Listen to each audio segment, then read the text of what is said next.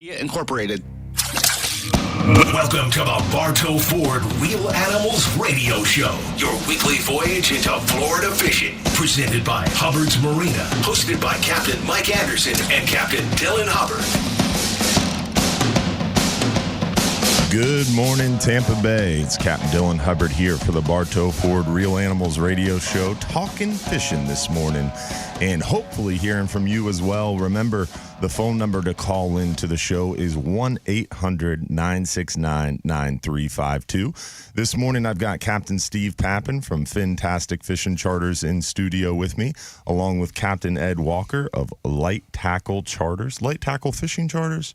What is it? LightTackleCharters.com. LightTackleCharters.com. Now, Captain Ed Walker is also a Gulf of Mexico Fishery Management Council member, and it's going to be an interesting morning talking fishing and all things nearshore and offshore fishing. We don't have an inshore side of things really today, but all of us know enough to be dangerous inshore.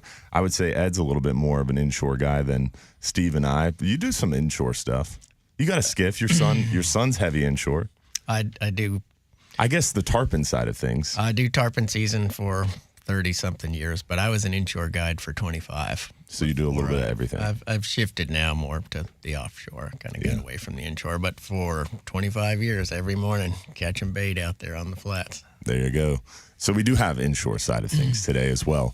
Now, as far as the weather goes, we always like to start the show, tell you guys a little bit about the weather and what's going on weather-wise.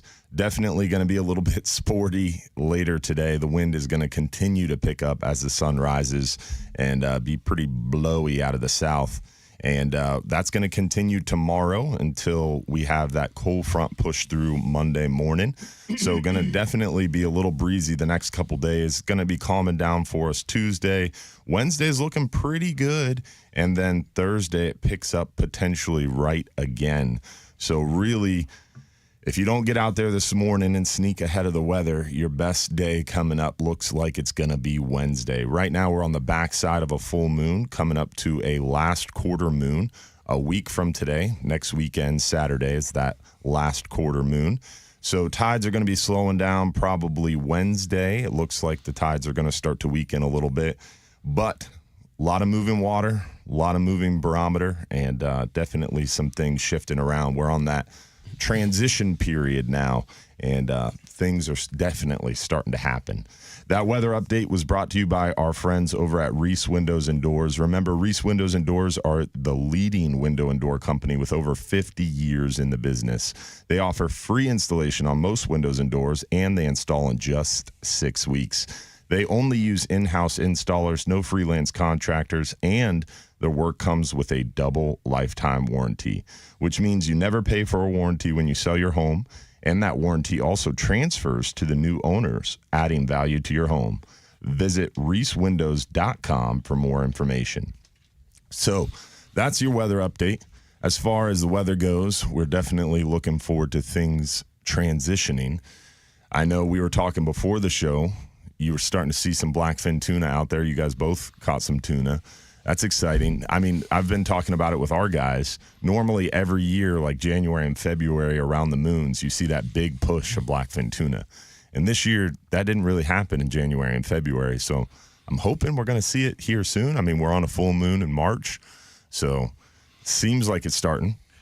I think it's going to crack off here pretty quick. I think we just need like a solid probably 5 days of, good weather. That water's coming up. Temp's coming up. There's a good bit of bait around. It's not a huge influx of bait, but when you do find it right now, I mean, there's just little pockets of bait, and when you find them, there's fish there.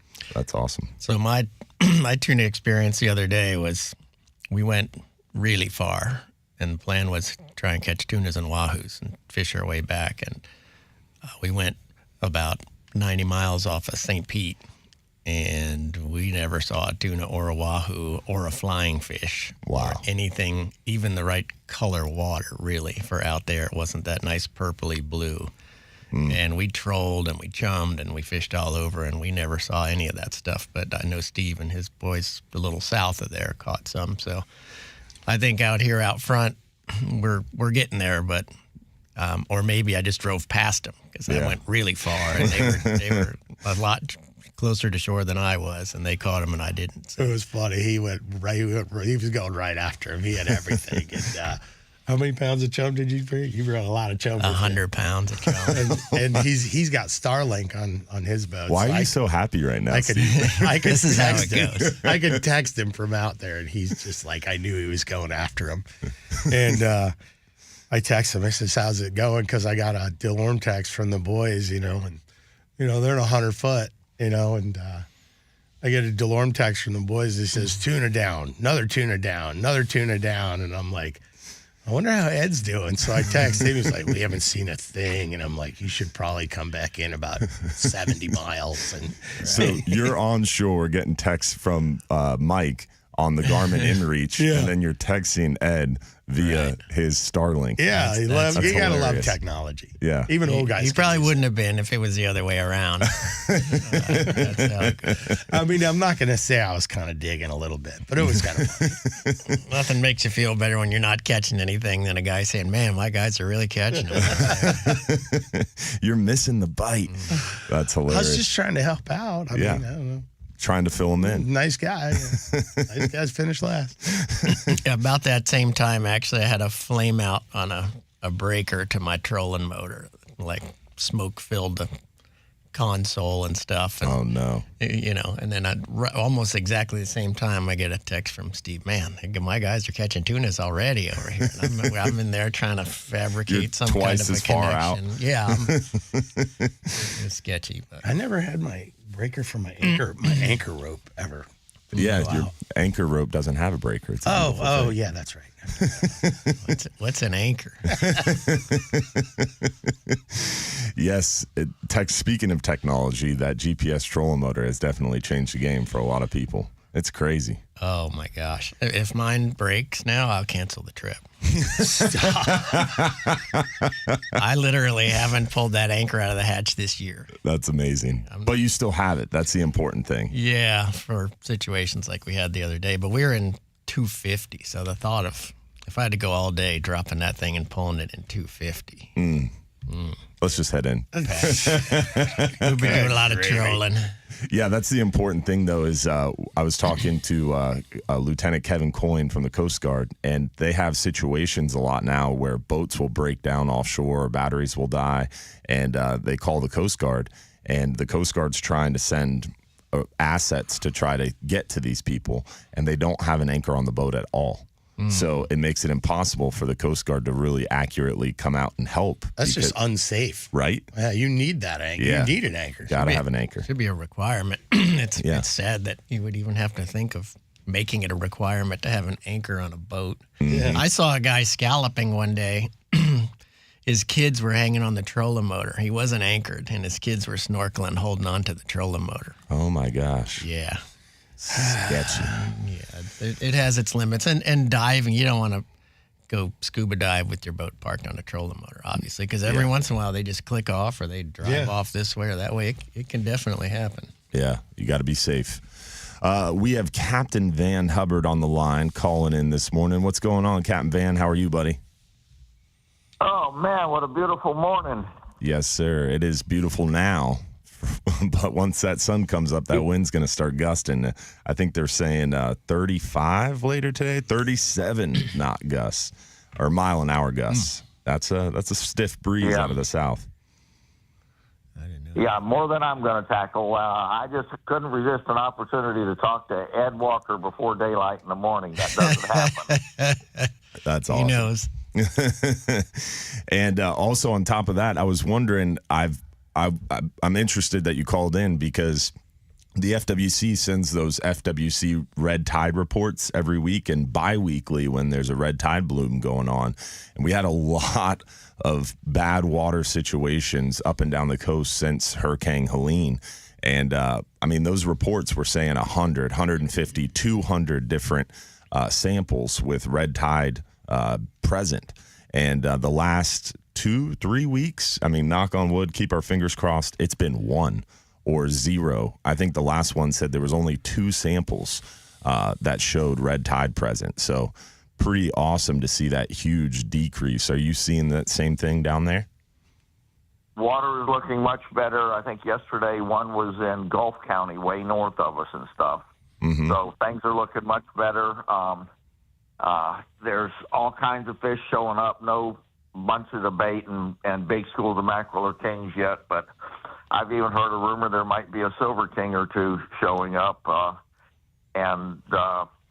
We've just had good fishing yesterday, had some kids, caught a little bit of everything. Everybody had a great time, and a lot of boat traffic, but things are definitely looking good. I hope people play it safe today with those winds coming up this afternoon. Yes, sir. So our mutual friend, Captain Bobby Woodard, was out last night doing a shakedown. He's rebuilt his boat for like the third time, and he was in the pass last night, and he hooked up 3 times, jumped 1. So they're there. It's pretty cool to see.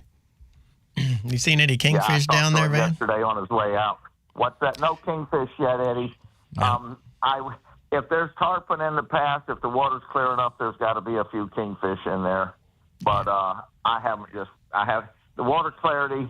Ever since they did this beach renourishment, it takes so long for that light stuff, that chalky stuff to drop out of suspension. So the water hasn't been clear near the beach for mackerel and kingfish yet. That might be okay for tarpon fishing, though.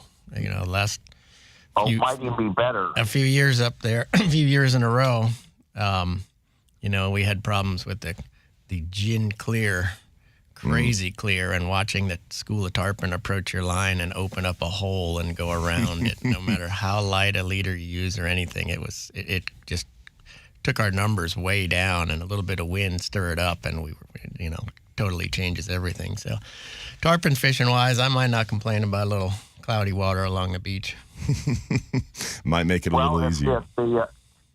The old timers will tell you something that the new young guns have no clue about. When that water is sandy like that, you can get by real good with pinfish for bait.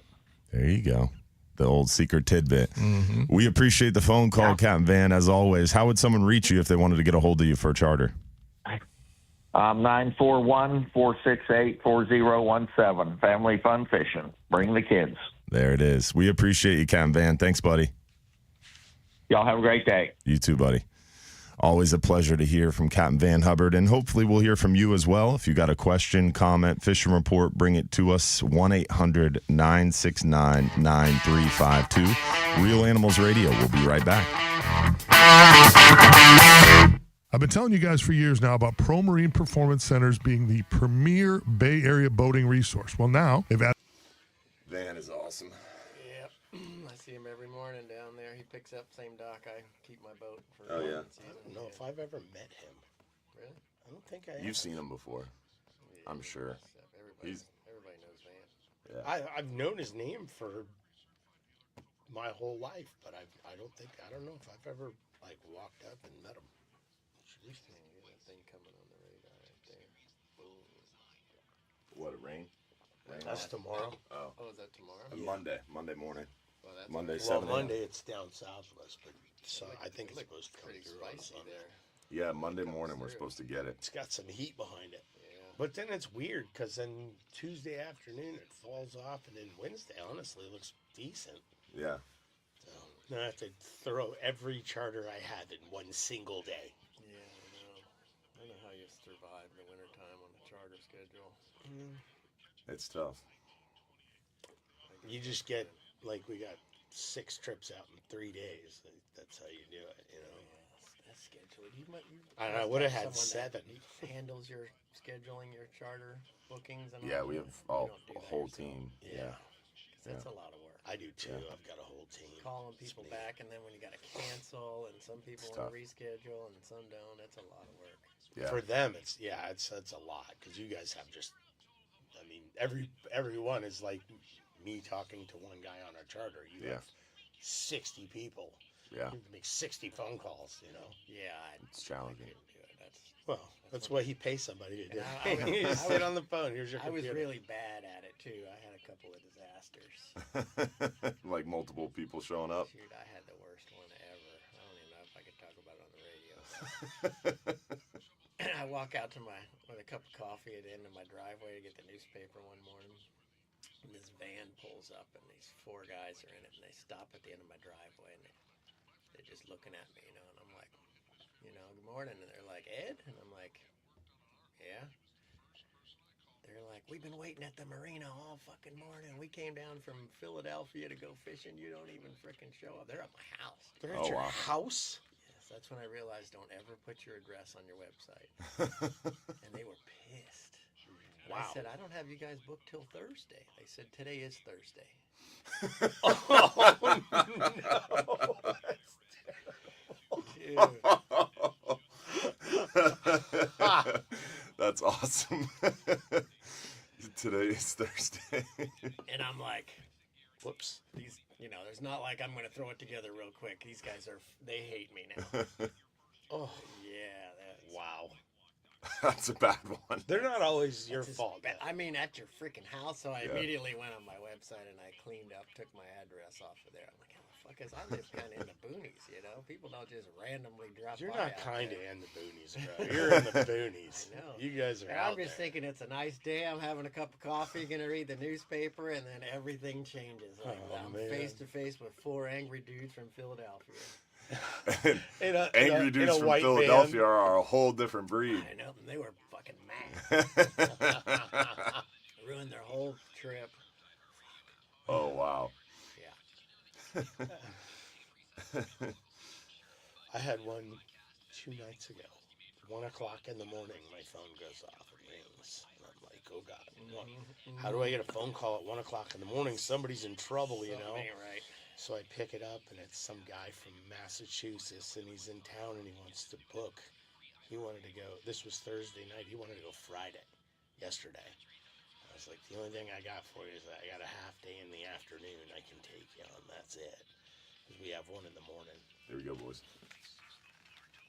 I'll finish later. Hubbard's Marina. Now your captains, Mike Anderson and Dylan Hubbard. We're back. Bartow Ford Real Animals Radio Show on News Radio 970 WFLA. Want to give a shout out to our friends over at Affordable Roofing Systems. Whether you need a shingle, metal tile, or flat roof, our friends at Affordable Roofing Systems are your safest choice for repairs or replacements. With over 3 decades of roofing experience, let Affordable Roofing Systems guide you through this important process. They are defined by integrity, respect, and honesty, and they have a professional approach to doing business. Call 888-397-ROOF for your free estimate or visit them online at affordableroofingflorida.com. They did my roof, and they just finished my neighbor's roof, too. They are a great, great team for sure. Very professional.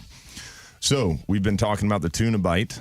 We are also in the full swing of red grouper hunting. And, man, this past 39-hour trip was super light load, only had like 24 people on it. Wind and current were lining up nicely. They did drift fishing on the Florida, and they crushed the red grouper. It's so tough. I mean, you were talking smack earlier about anchor fishing versus Ed using the GPS trolling motor. With red grouper, it's like a constant stick and move when you're anchor fishing because you catch a few here, you got to move, catch a few here, and you're constantly sticking and moving. That drift fishing really changed the game on that 39-hour because we had that light load. We had perfect conditions. They were able to just perfectly slide right along the edge of that closure, like within a couple hundred yards. So do you put everybody on one side of the boat and swing it sideways? Mm-hmm. Like the Kingfish boats used to do that. They probably still do on the East Coast. Mm-hmm. It makes it easy. Back in the day, a lot of people used to drift fish for them. And then it seemed like something changed, and then, just red grouper fishing changed. But, I mean, we would always drift fish, like, back in the, early 2000s. Like, you just go out there and nobody anchored. Everybody was just drifting for red groupers. And then all of a sudden it just kind of changed, and people were spot specific and things like that. And I don't know. I haven't done any drift fishing for a while. Some of those days where the anchor heading and the current and the wind and everything like that are kind of pushing up against, and it's just a real light breeze. Some of those days it's definitely helps you cover a little bit more ground. Yeah. And when I was just coming up on the boats, working as a deckhand on the 10-hour trips, that's all we did. Like 15, 20 years ago, we just drift fish every day, and it didn't matter if we had 40, 50, even 60 people. We would still drift fish in just one side of the boat. If your line's going under the boat, you just get a little bit shorter of a drift, and then each time you flip-flop the boat, so your line's going under the boat one drift, and then next boat you're going out away from the boat. But it worked out really well. What do you got underneath that thing for? Because you got to have lines in the prop every trip. How does that work on a party boat with that many people? We have a hard enough time with 2 or 3 people on the boat. I can't imagine that many. You'd be surprised. I mean, you honestly, we don't run into it too often, just because you're careful about, hey, everybody reel up and make sure everybody's reeled up and the crew and captain communicate before pulling off. But it's definitely a lot different in a outboard engine versus an inboard with a big 2.5 foot prop. Do you get that guy that wants to leave his in till the very end as you're pulling away? You always have that. He wants to reel him up, and he's like, just a little longer. I got a feeling my bite's coming right here, and he leaves it, and he leaves it. You always have that guy, for sure. We always got that guy. But outboards are a whole different ballgame. And on the Flying Hub 2, with those twin 450 Yamahas on the back, it's everybody reel up, and the captain's looking visually before he puts it in gear, because Power Pro or braid in the prop is not good. Different story. Yeah, that's a trip ender. We always just take that guy, and I watch him, and I say it, and then I say it again, and I say it a third time, and if he doesn't move, I just kind of put the boat in gear and drive away. And now he's got to reel his bait against all the prop wash. He'll learn. Off. They learn once or twice. And then they're like, wait. That. It's like, no, I didn't want to wait. Yeah. Now I have to wait because you didn't reel it in the first 4 times. Yeah, for sure. It's definitely a challenge. But red grouper fishing has been going really well, and there's positive news on the red grouper front. You and I have a bet going. We have a bet going. And I think, so I'm leveraging that bet. Yeah. You want to tell them what the bet is? Yeah, we're up against a break here in a second, so I don't want to get too far into it. But essentially, on the other side, we'll dive deeper into it. But essentially, red grouper this year is going to be closing probably sometime mid-end of May, which is frustrating. It's a shorter red grouper season, but they just concluded a stock assessment. It just went through the SSC, or Science and Statistical Committee, and it's coming before the council at this next meeting in April. And essentially, there's really good news coming on red grouper. The quota is more than doubling, and it's going to really change fishing access for recreational fishermen. The season should essentially almost double, if not a little bit more than double. So we go from 5 months to maybe 10 or 11 months if the council can get that passed. And then also NOAA has to implement the rule. So part of it's in Ed's hands as a golf council member, but he's only one of 17 votes. If it was in my hands, it'd be different. We wouldn't be shortening this year, that's for sure. I'm still going to push back on that a little bit, too. Because if they know that the stock's okay, what justification do you have for shortening the season this year? Just red tape in between here and there. I don't think that's right, and I'm gonna shake the tree hard on that one. I'll be with you on that. It's going to be an interesting meeting coming up in April in Gulf Shores, Alabama. But we've got more on that on the other side. Don't go anywhere. Plus, if you have a question, bring it to the show. 1-800-969-9352. Real Animals Radio. We'll be right back. From the local Lexus dealers, WFLA. That guy calls me at 1 o'clock in the morning, and he's like, "Yeah, I want to go. I told him, I said, I got this. This is all I got, and there's nothing else." And he's like, "Sounds great. There's 3 of us. Can I bring my dog?" And I'm like, "Well, what kind of dog do you have?" He's like, "I got a golden doodle." And I'm like, "Yeah, I don't care. That's fine." So he gets all this. This is 1 o'clock in the morning, bro. I just got done with the trip. I got a trip the next morning. Sound like he was at a bar? No, he sounded completely sober. I've gotten those drunk ones before in the middle of the night, and this guy sounded totally fine. And I text him the address, and I text him all the information. He texts me back, says, "Thank you. We'll see you then," this, that, and the other.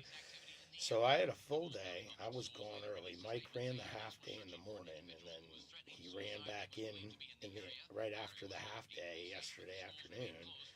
And I'm like, call this guy on the way in, because he's like, it's got to be 50-50 when you book a trip in the, at 1 a.m. morning. Yeah. So From the bar. He texts me back, and about they're fishing on my charter. He texts me back. He's like, "Yeah, no answer." And I'm like, I'm not surprised. The dude no showed, no called, no nothing. So if you look on my phone, he got text messages and phone calls between 2 and 4:45 a.m. this morning. I called him and I left some messages. Hey man, just checking on you. I didn't know what happened. It's just, how it's going. So so 2 o'clock in the morning, I set an alarm so I could wake up and just give him a message. That's cold, bro.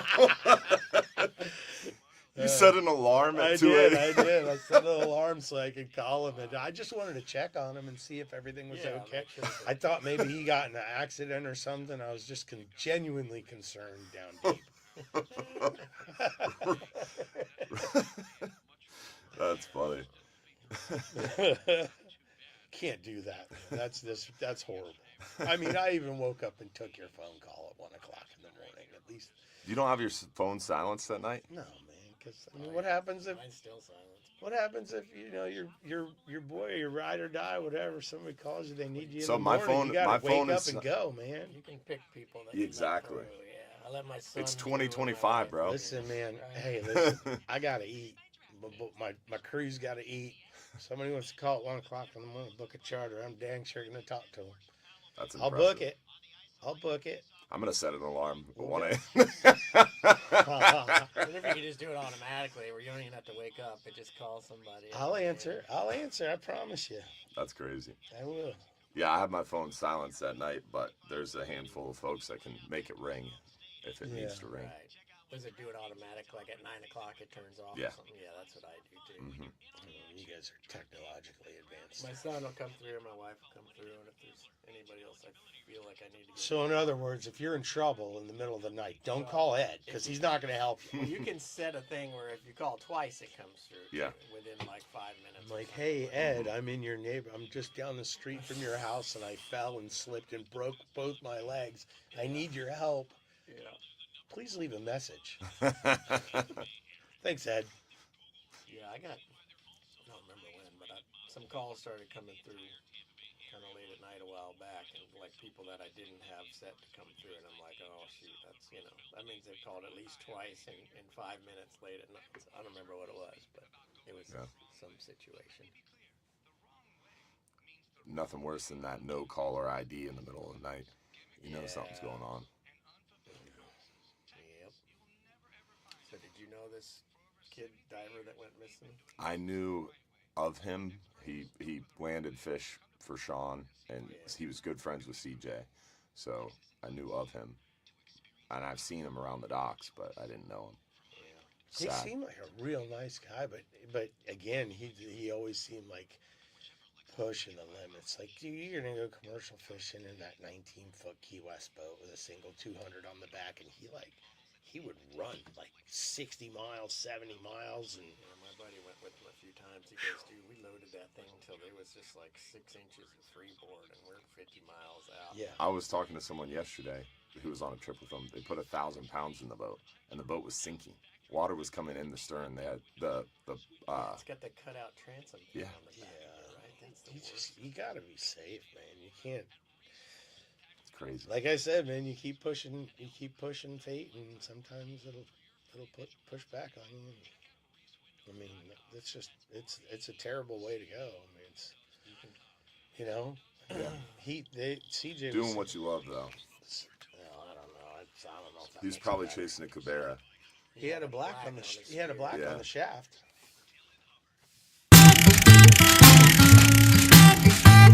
We're back. Bartow Ford Real Animals Radio, talking fishing this morning on News Radio 970 WFLA. Want to give a shout out to our friends over at Relentless Perpetual Edge Knives, the world's first self-sharpening knife that sharpens as it cuts. Ultra hard carbide, never rust titanium blade with true grit glass, reinforced ABS handle on a knife that is perfectly balanced and comes in 5 great models. Take the work out of filleting a pile of fish and get a Relentless knife today. Go to relentlessknivesusa.com and find out for yourself why this is the knife all the pros are talking about. So we were talking about red grouper before we went to break, and we mentioned how there's positive news coming on red grouper. Season length is probably going to double, if not a little bit more, in hopefully 2026, but maybe 2027. We don't know. And Ed was mentioning he's trying to fight the fact that it's going to close this year, knowing that we have that positive news coming, but MSA gets in our way every time. The Magnuson-Stevens Act that governs fisheries, that's the federal law, and unfortunately it sets these barriers, if you will, along the road, and you unfortunately just keep hitting our heads against these barriers. And I don't know what's going to happen. Aren't there like emergency somethings like they can do an emergency closure? Can't they do an emergency opening? Unfortunately, no. MSA doesn't allow for that. So the door only swings one way there. Exactly. That doesn't seem right. But tell them about our bet we had on red grouper and when. So I tried to bet you $1,000. Whoa! Right. Whoa. He threw out the 1,000. I was trying to motivate him. He motivated. But we settled on a $20 bet because essentially my concern and my trepidation with this whole thing is we know this positive news is coming on red grouper, but it takes a while to get through the council process. It went through the SSC, which was pretty fast, which is good news. Now it has to go through the council process. The council has to discuss it, decide on options, move forward, and finalize. And there's certain rules in MSA, as we were talking about, that you have to work through this process. A draft paper has to come. It has to go out to public hearing. Then it has to go final. So that's 3 different council meetings. And council meetings are only 5 times a year, so like every 2 months or so. So it takes 6, 7, 8, 10 months to move something quickly through the council process. And then once the council approves it, they're an advisory body to NOAA. They have to submit that regulation advisory to NOAA, and then NOAA has to make it law. And quick rulemaking at NOAA is like 6 months. But sometimes it takes 12, 18 months, 24 months for a rule to get into law. And especially now, we've seen through DOJ actions, Southeast Fishery Science Center just lost 15 employees. NOAA Southeast Regional Office just lost 5 employees.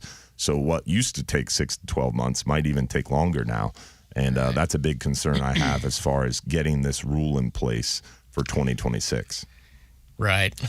But Ed's confident. Right. Well, I'm confident that you're going to try really hard. I'm not comfortable with 2026 opening without an improved red grouper season with a glorious stock assessment in your hand. And that stock assessment already has a terminal year of 2022. It's 2025 right now. So the fact that we move into 2026 still managing on 2018 data is heinous. So we got to get that rule in place, hopefully. Right. And, it'd be a stretch to think we could do anything this year. Yeah, 100%. I'm going to try. But so the bet was that we couldn't get it implemented 2026. Yeah. And I said, I'll take that bet. And so what I've done with that is I've told everybody on the council that Dylan and I have a $20 bet, so we need to get this done. Like I told Andy Strelchek, I told everybody when we start talking about this and getting it done, I bring up the $20 bet. Like, you guys got to help me out here. We got to make sure this happens. So that's $20 I don't ever spent. discount it, And they say, we're going to maybe talk about this meeting after next. I'm like, we're going to need to talk about this at this upcoming meeting, and we're going to need to take some action on it. Yeah. I kind of like the way that things are going right now. I mean, like the old guard is kind of disappearing, and I myself just started getting a little more involved in all these processes that both of you guys have been involved in for a long time. But I think we're forcing you betwing Ed and I. That's fine. You don't know it, but I'm okay. You guys can manipulate me. I'm totally fine with it. But, he's like the crab in the pot, and we're slowly boiling the water. It's pretty. But the educational part, I'm learning a lot. But there's a lot of things that need improvement. Yeah. And I'm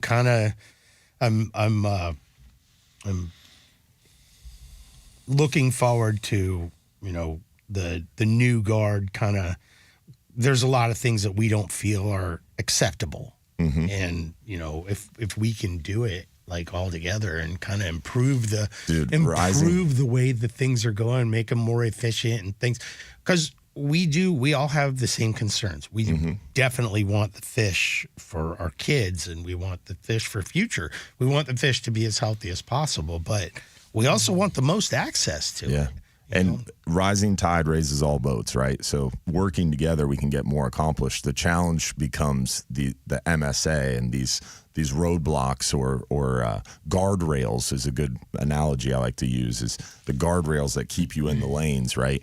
And MSA has these guardrails sometimes that are just obscure, and we can make changes, and you can, and MSA can be reauthorized, and there's a lot of discussions right now that there's potential reauthorization. One big thing that might bring reauthorization is the fact that you sit on the Gulf of Mexico Fishery Management Council. It's now called the Gulf of America, and the only way they can change the name of Gulf of Mexico Fishery Management Council is by opening up MSA for reauthorization, because that was a congressional act that was done, and that congressional act has Gulf of Mexico in the name. So in order to change it to Gulf of America Fishery Management Council, they'd have to reauthorize Magnuson. So that potentially could open it up. So word around the office is that they're just calling it the Gulf Council at the moment. Yeah.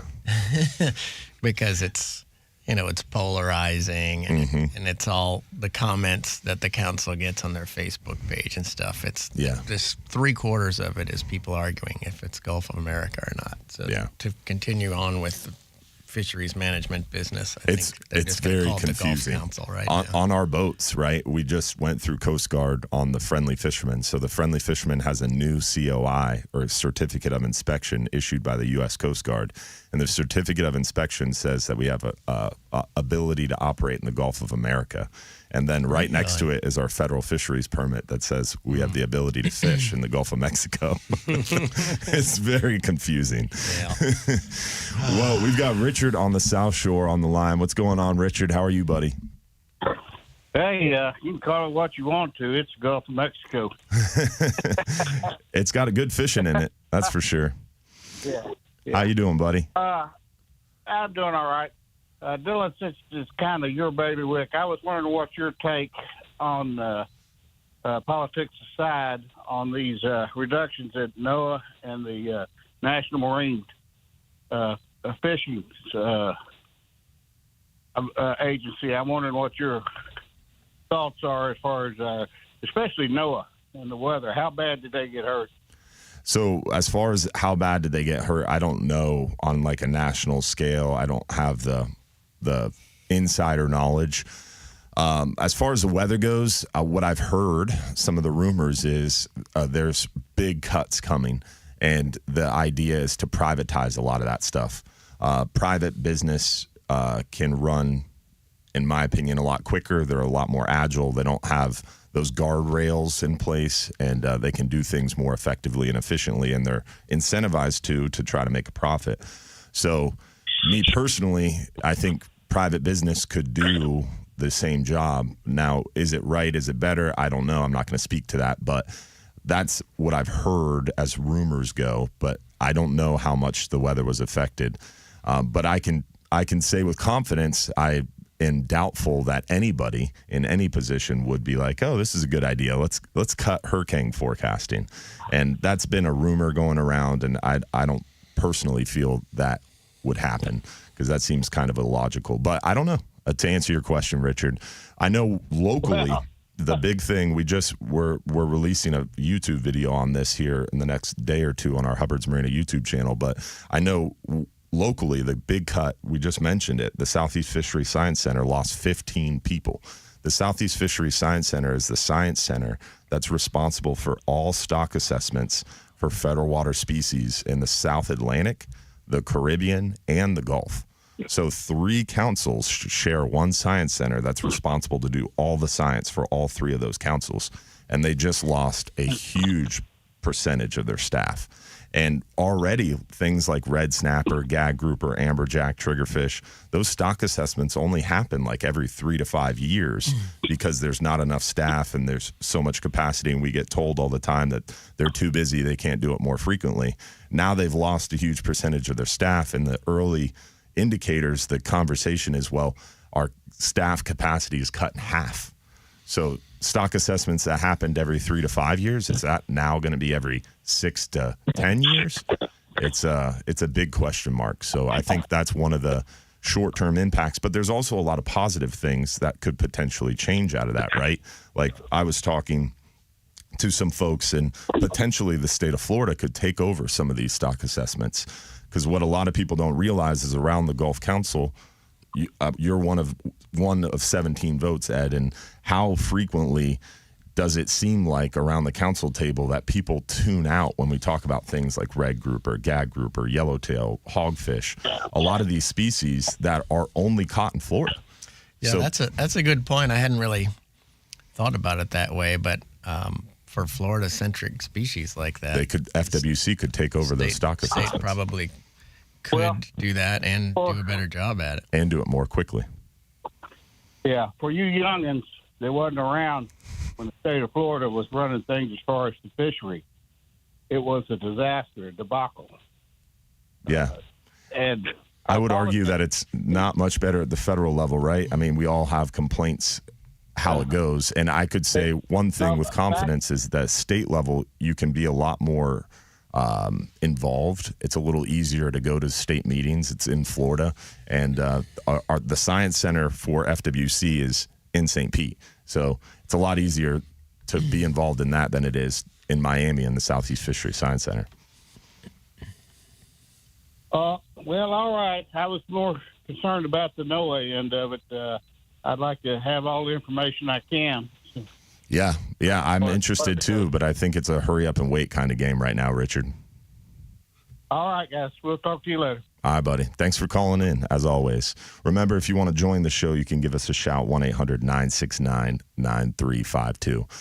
So red grouper, we're going to see what happens. Gag grouper, not such a good positive story on the gag grouper front. It's supposed to be positive. We're supposed to have a season that's double the length it was last year, but this year it looks like it's going to get shorter. It's frustrating. Yeah, I try and preface my discussions on fisheries news with something good like red grouper or lane snapper or something. Yeah. Because gag is just a struggle right now. Mm-hmm. And, you know, we went over our catch limit last year. Yeah.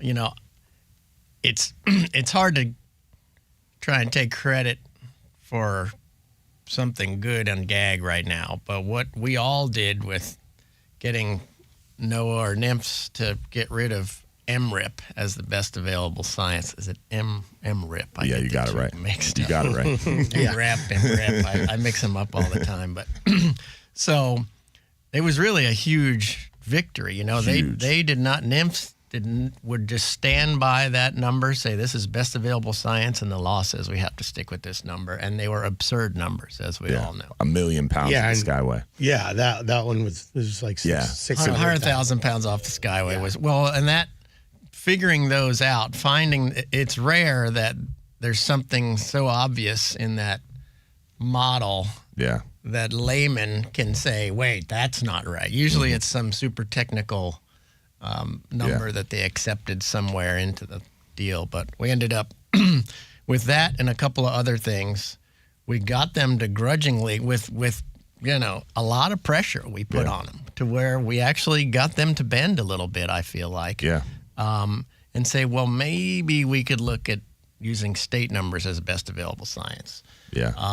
So we did that, and this year, the MRIP gag catch estimate for 2024, which was a 15-day season, as you know, the MRIP number was over 1 million pounds, which is absurd. In 15 days. And prior to us, you know, getting them to make that change, we would have been stuck with that. There wouldn't have been any gag season for like 3 years. Yeah. And we're going to tell you on the other side what the actual landings were in state numbers. So changing to state numbers is a huge, huge win for sure. And that happened this past year. And there's positive things coming on gags. It's just we got to get through some heat first. So don't go anywhere. We'll talk more on the other side. Real Animals Radio will be right back.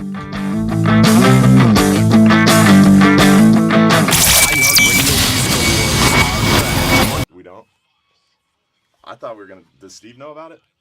You can do it. What was it? If you talk to Steve, Yeah. you can say whatever you Yeah, want. I'll bring it up. I don't want to as a, We're going to wait till we're on air. Because I want to see your face. Oh, no. Yeah, Am I gonna swear? probably. Hopefully not. Well, if I, Don't swear on the radio. you got a beat button. Well, Are you guys gonna make me mad this morning? Yeah, that's why you're here. Why?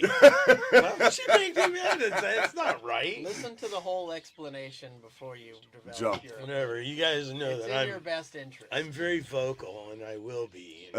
So No, tread carefully, boys. Let's this next segment it'll be short, so let's continue on the conversation of what gag numbers were last year, and then at 7 we'll have a big segment, and we'll introduce Steve to the potential idea. Got it. Am I gonna end up So- choking both of you guys out today? Is that what it is? It's just being looked at. So You're going to get a I chance can't put because it you're out on the there as- Refish AP, so it's going to come up Yeah, at you'll see first it public Monday. discussion on public. Well, record I will already happen think there. it's a bad idea, and I'm going to Is vote it- against it. Is it going on? It must be. It is not on our agenda, but I messaged Ryan. We're going to add it to other business, so we'll have a discussion. So that way, at the okay council with it. meeting, It's your idea. CJ's Not my idea. Well, I'm shooting it down then if it wasn't Ed's idea. the like discussion it. was we a can good bring it up idea. or not, but the council will benefit if it comes up at the council meeting, right? It'll be a benefit if the Refish AP discusses it and has some feedback. Opinion on it. Plus, as the chair, if the discussion happens, then I get to stand up at the council table and weigh in as well. Talk to it. Yeah, that's good. You know, it needs explanation because if you just say it, people are gonna say, "Oh, here we go, Yeah. same old shit." But if you explain, None of it sounds good. I don't know why you guys are keeping this a secret from me right now. Now I'm kind of we getting mad. want your reaction on air. We are on air right now. We're as on air as we can be. All the people that To are as many that are sitting listeners as possible. that are sitting at home drinking their coffee and looking at this, going, "What is going to happen?" Well, It's nothing's not- gonna happen. exactly. There's an idea being kicked around. That's why, as a council person, I can't say this is something we're doing. But I guess I can say. Well, if it has Some anything people are to thinking do about with getting rid of the red tape and the craziness that happens, like when a great idea is on the table or a normal idea, like, hey, It's not a normal idea. we have millions of pounds of red grouper. They're in great shape. Let's close them 6 months early. Hey, that's a great plan. Yeah, I got a beef with that. I have a huge beef with that. Like, Yeah. it's massive. My red snapper bookings this year are way down from where they normally are this time of year. And I've killed myself for 15 years developing. Like, that's your tarpon season. So you Like, know what you should do? that's your spring break. For me, like, that's red snapper season is my year. And now it's I used to being have a- I used to have killed a because gag we have season like all we that. have is red snapper open. It's terrible. Yeah. You should draft a motion for the Reef AP that you're going to float out there. Say, I'd like to make a motion that the council consider In other business. not shortening red grouper season this year based on the I have information. already. That's a really good I idea. have already. You have to do that when we start the meeting and we talk about the agenda. You have to add to other business. Just raise your hand and say, "Hey, I'd like to add a discussion to other business about red grouper season this year." Is Andy gonna be there? Maybe. We're back.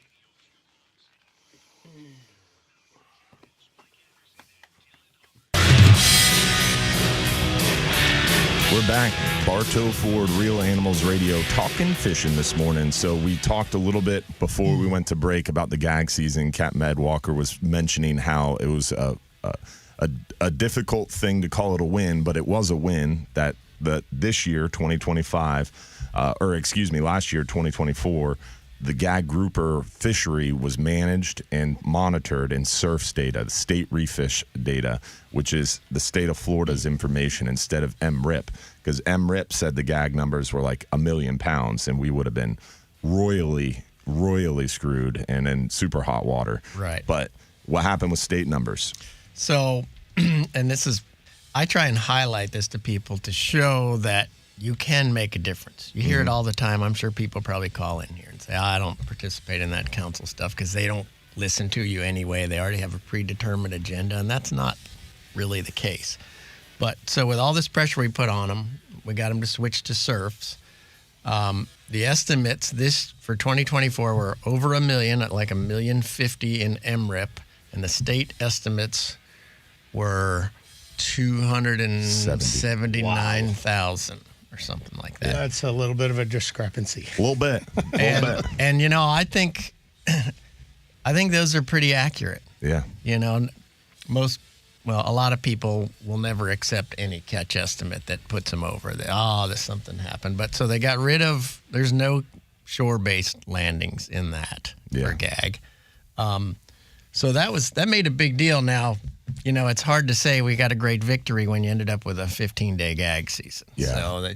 But, you know, there was a pushback from the fishing community actually made a difference on that. And, you know, I struggle to get recreational people in there. Mm-hmm. You know, I would say half the council meetings we go through this public testimony, and virtually no recreational people give their input.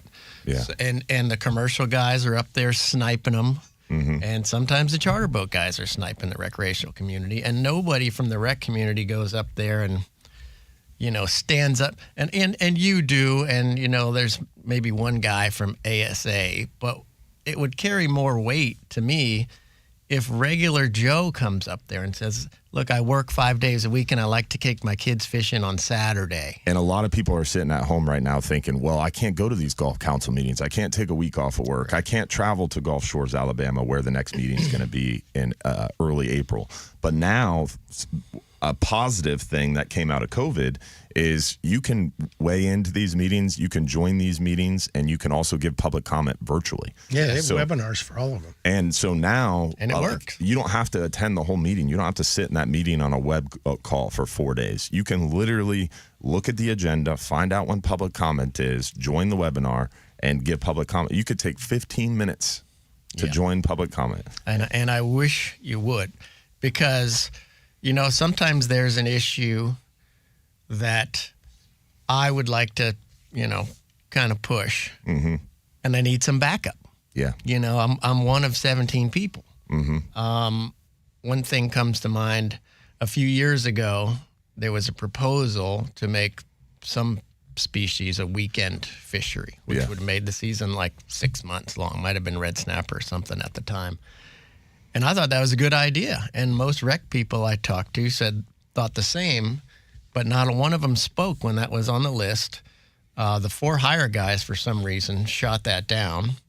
And the council only heard that we don't want this, so they tossed it. When if 10 recreational fishermen would have liked to done that and they called in, it would have remained on the agenda. And all you have to do is go to golfcouncil.org. Right on the homepage is a calendar. You can find when the next meeting is. It'll give you all the meeting materials. It'll show you when public comment is. It'll have a link to sign up. It makes it real easy. And if you have any questions, you can always reach out to me via text message or calling us at the office, and we'll get you set up. But we got more on the other side. We're going to introduce potentially the discussion, potential plan for gag grouper, and talk a little bit more about the specifics of the gag grouper season on the other side. So don't go anywhere. Real Animals Radio will be right back after this. The preceding program was paid for by Real Animals Fishing. Yep. I think there's just a general perception from most of your recreational guys. They've just been beat up for so long. I mean, you think about it, man. If you think about it, look at our career. Look at our career. All right, where it started to where it is now. It has just been take, downhill, no good news, nothing. No size limit has ever done anything but go up. No season has ever done anything but go down. No bag limit has ever done anything but go down. And we're still in the same situation. Now, obviously, yes, there's way more people fishing now than there used to be. But the general perception, like once you start kicking your dog and you just keep kicking it, sooner or later that thing's just going to go sit under the table and it's not coming out. And that's what happened. That's what goes on with the recreational fishermen. That's what I would like to see change. That's just what the recreational guys. Also, that's why you don't get the people coming to the meetings and being involved, because they're just like, they have that perception of they're going to do whatever they want, and we're not going to change anything, this, that, and the other. Now, the upside is what happened with the gags, what happened there, having all those, was it 300 and something comments in like a half a day or something like that. Yeah, And that's my all point. these emails and this, that, and the other. That should show a lot of people that their voice does carry a lot of weight. Because Dylan and I pretty You have much to keep orchestrated bringing that whole up. thing. You have to And keep bringing up that aspect of what happened and how that went down, and keep getting that out there to these people. Because then that's you have one victory, so you have to concentrate on that one victory and keep reiterating that victory. To all And those also, people. like what you said is, they already have their minds made up. They're already going to decide. A lot of that stems from MSA too, because like a recreational guy has this idea of let's do this, but potentially it's hitting that roadblock or guardrail of MSA, and you can't legally do that. And so to people who don't necessarily have a full understanding of MSA, which I totally understand, it's a complicated document. Yeah. It seems like, they already have their mind made up. They're already going to tell me no. Well, they're telling you no because they can't, because of this law that governs It fisheries. seems like there's a lot of that kind of stuff. You know, I mean, you like saw it things that when are you just, went through MREP, the educational course. I mean, you saw how MSA dictates a lot of stuff, like these catch levels, and these realistically, ACTs. a lot of that stuff is antiquated and outdated, and it doesn't. There's a lot of things that don't even need to be in there. Like, we can simplify the process. Yep. It's a very. I like to, when I look at a problem, no matter what it is, if it's my boat, if it's my business, or whatever. I look at a problem and I dumb it down as dumb as I can get it. Well, that's the This difference is the between problem. private So business we and want, federal regulation. We want as many fish as possible in the water without overfishing, and as much access as we possibly can. And that's the core of the problem. Mm-hmm. And you have to figure out how you get that. Yeah. You know, and once you start putting up all this red tape and all this stuff in the middle, then everybody just gets more and more and more confused. I can tell you, like, that MREP class, like, I learned a lot, but I also can tell you it confused me a lot more than I was before. I thought it was just like cut and dry, like there's this problem and this is the rule that dictates that problem. But now this is the problem, and you have to go through this step, this step, this step, and then these guys got to do it, and those guys got to do it, and then it goes to these guys and those guys and That's those the guys, frustrating part. and then there's the end of it. Yeah. That's the frustrating part about being a council member too. So Yeah. It's like, my own friends are like, dude, you guys, I had this idea and you just shot it down. You don't care what people think. It's like, that doesn't work. Yeah. We already know it doesn't work. We've talked about it 1,000 times, and there's reasons it won't work. The MSA was redone twice. It was 1976. It was 1976. It was instituted. It was reauthorized twice. Once in 2007. Once in 2014. And reauthorize means that's when you can put the changes in. Yeah. So, I mean, how big of a process is it to do it again? Congressional. It has to be opened up in Congress, and it has to be finished by that congressional session.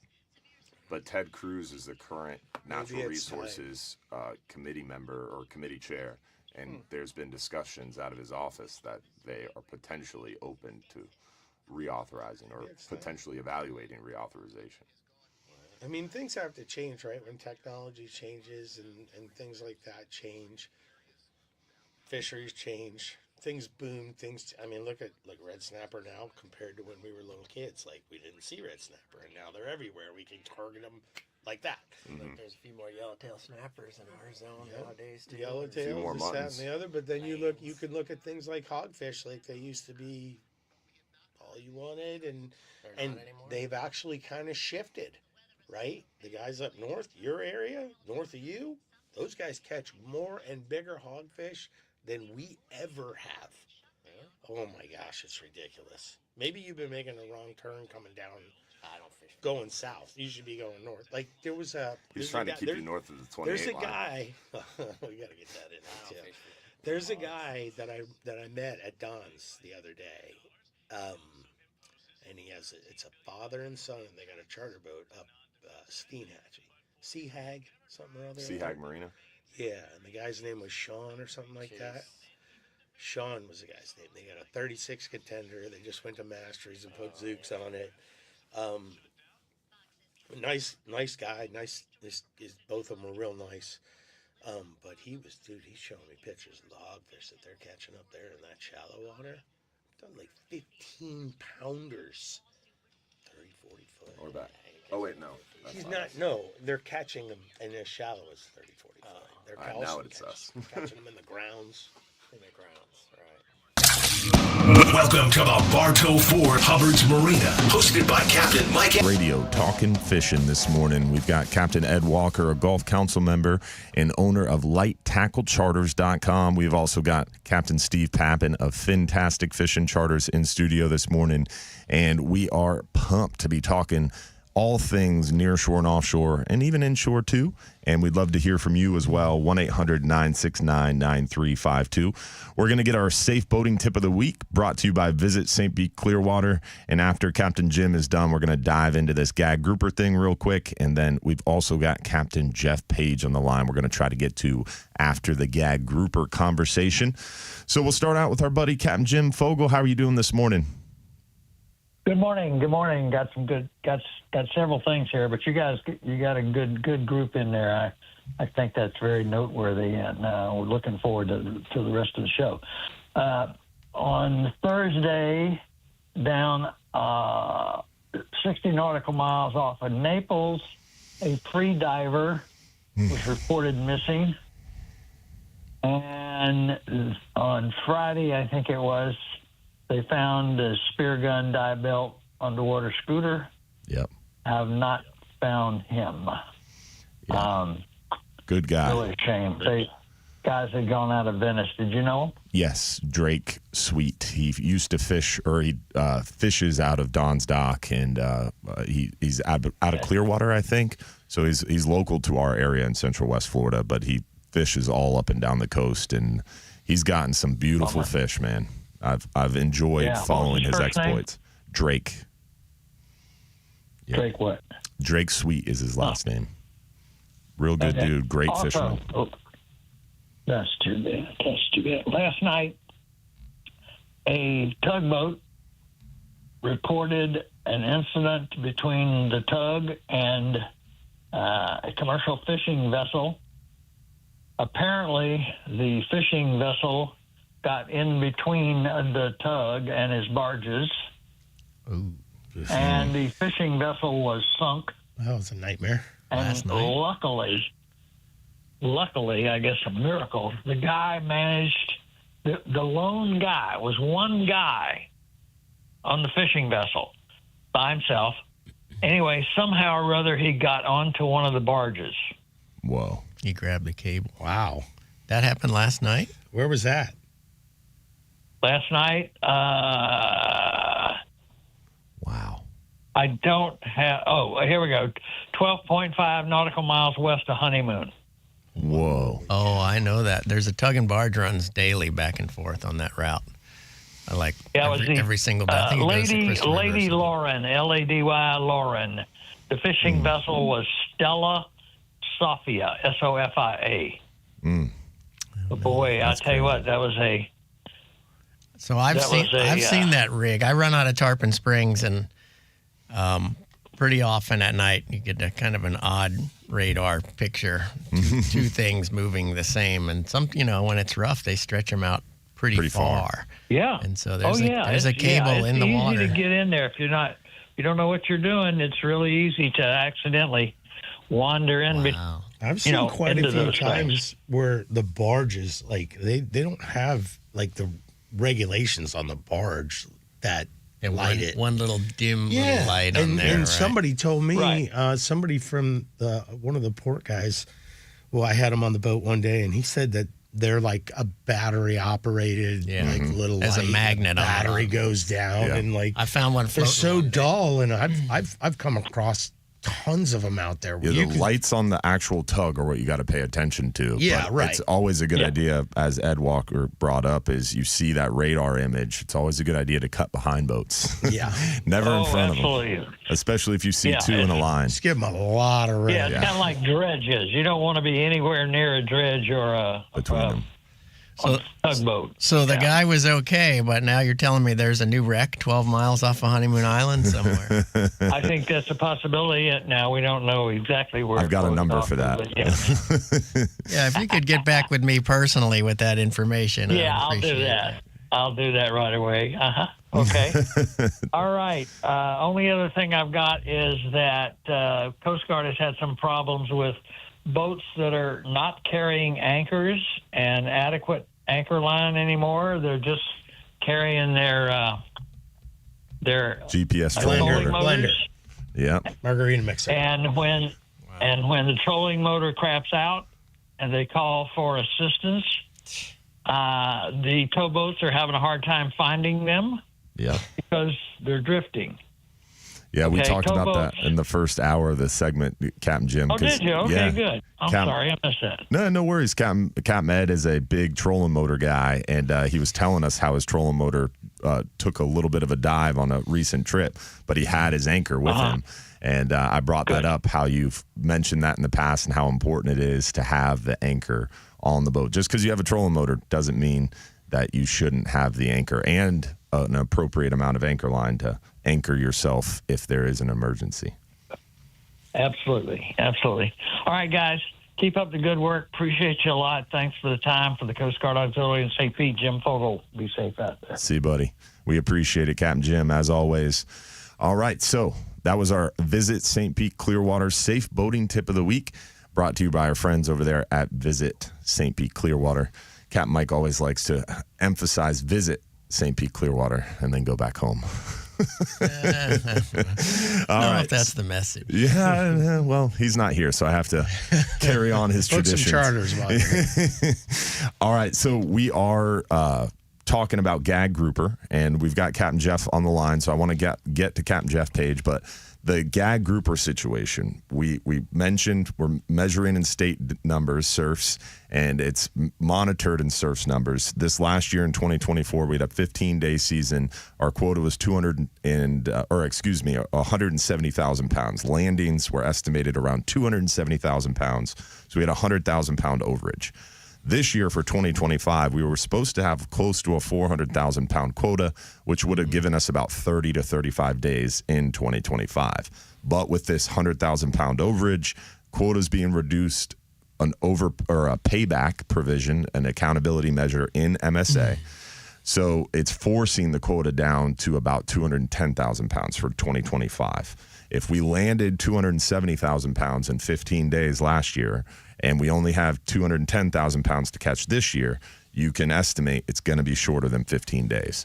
And a big concern that a lot of people have is we don't want to get into a South Atlantic red snapper situation, which, if you're not familiar, basically what's happening in the South Atlantic is they have a red snapper quota. They go over it. The next year it gets smaller. They go over it again. The next year it gets smaller. And it's just been in this terrible downward spiral, and that's how they end up with one-day red snapper seasons. So we don't want that for gags. We want to get away from it. Next year, if there's not an overage in 2025, 2026 season could be like 40 days, 45 days. The payback provision is messing us up. And it's hard to shake it because we're stuck with a low ACL, and then we have to pay back $100,000. We're 2 years in a row now of getting our season shortened because we went over the year before, and the concern is they can't accurately project the season.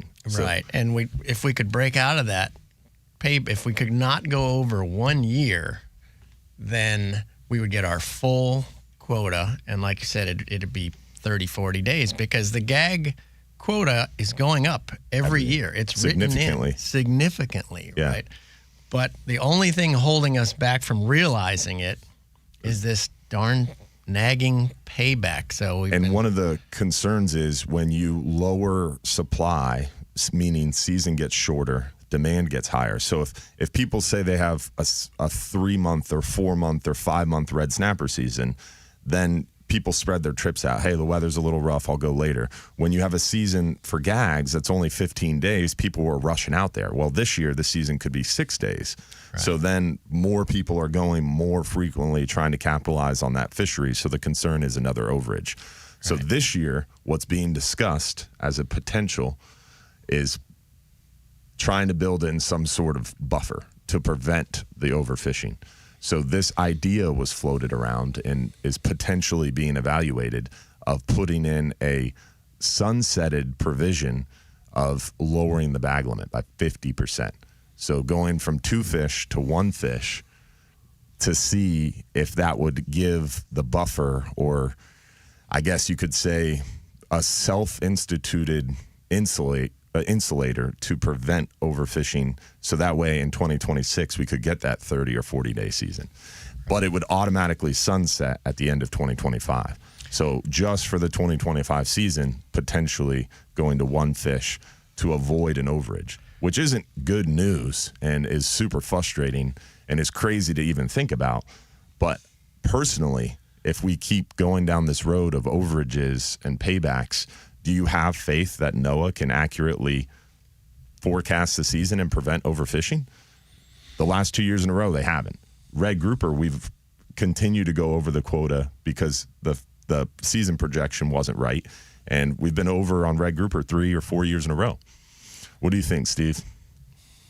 I know what Steve thinks because we've had this conversation. I mean, he's still likes to bring up, and he's not wrong, when they offered a reduction in the red grouper season in exchange for a longer season, and then they didn't get a longer season, and they just had less fish. I can totally understand that. And I see it too. After 30 years of doing this, all of it offshore, my entire life, I've seen exactly 0 times that a decrease in bag limit or an increase in size limit has done anything. Yeah. 0 times, not one. And we've done it with amberjack, gags, red grouper, every species. You're not done wrong. it every time. And 0 times has it worked. So if we're going to go down to a 6-day season, when the idea you're going was, to tell me that we're going to still when the idea overfish was in a 6-day season. floated out this week, and I heard about this over phone, I was like, I'm so glad Steve is going to be on the radio with me this weekend because I thought of you instantly when he said a bag limit reduction, because you've said that a lot. And it's never worked. Not one time. Not one species. So this is can just you tell me. Exactly. And so, Ed, you brought it up earlier, is this idea, when you glance at it, doesn't make any sense, and it's frustrating. But when you start to explain the reasoning behind it, you start to maybe understand it a little bit more. I see your point, Steve, of it hasn't helped. This isn't trying to help. What this is trying to do is simply, it's fishermen saying, hey, we don't trust that you're going to prevent overfishing. We don't trust your season projection is going to be right. So we want to ask you for just 2025, automatically sunset, put in 1 fish instead of 2. So that way it hopefully prevents overfishing, or at least lowers the likelihood of overfishing. So that way in 2026, we can get that 40-day season, or 30 or 40 or 45-day season even. Right. So that's the idea behind it. Is it's not trying to help. It's not trying to better the fishery. It's simply pulling the throttle back on fishermen. No, I think I smell another $20 bet with each one of you guys. Right now. That's what I smell. Well, the whole idea is to get the payback off our back. Yeah, I get it. I understand. If we can the shake logic that off, behind it. and everybody, and this is not something that's on the council agenda. and this isn't something we're supporting. This is an idea that's being Right. floated. So don't let me take Don't my show up to our houses. I'm taking my council hat off right now, but it is being discussed behind the scenes, and there's still some analysis going on what I saw was that it could potentially give us about a 25% reduction. And maybe even the season be over, another couple of days or whatever, if we're lucky. But the whole idea, if we can get this payback off our back with a 1-year reduction, and I know this guy's rolling his eyes over here, and he's probably, I totally understand, and maybe if they went this direction, it wouldn't work, and everybody would have got half as many grouper anyway. But if we can shake this payback monkey off our back, We're going to get a longer season. Much longer season the very next year, and then it'll be off our bed. Then we won't overfish because Hopefully. the season we'll have a bigger quota, and we'll be off to the races. That's the goal, the dream. We got that and more on the other side. Captain Jeff Page, don't go anywhere. We're coming to you next, brother. Real Animals Radio will be right back. Get the power of savings only at It's never worked. It's not an idea I love. It's not going to work this time. It never has. And I have a lot of concern with you. Like, we could go to one fish, and we could have a 6-day season, and we could still overshoot the quota and still be in the same spot. We have gone from 5 to 4 to 3 to 2. Now we're talking about going to 1. We've gone from 12 months to 6 months. It wouldn't be going to 1. 2 weeks to 1 week. It wouldn't be 6 days. It wouldn't be going to 1. Just get rid of them. Just close them completely. Well, you can't do that. You can't do that, because if you close them completely, you lose fisheries dependent data. And you learned at MREP, there's 2 ways the way you measure the health of the fishery and you keep the thumb on the pulse of the fishery is fishery independent data and fishery dependent data. If you lose fisheries dependent data because you decided to close the fishery, the health of the stock becomes impossible to measure. So if we say just close them, if you're that concerned about them, just close them, you screw it up. I mean, you are just taking a bullet to the head of the fishery. Look at Goliath Grouper. They closed them in 1991. They just opened them back up in 2022. So if you shut down gags, we are effed. So us showing them 1 fish per person is better than nothing. That huge difference. If you have a look at what they do in the South Atlantic for red snapper. That's the analysis that they're doing right now. They're trying to see, because the new term that goes around is effort compression, which is what Dylan was talking about. Like, so if everybody's jammed into a 6-day season, everybody takes their vacation days, and is that the name of it now? Is effort compression? It's the law of supply and demand.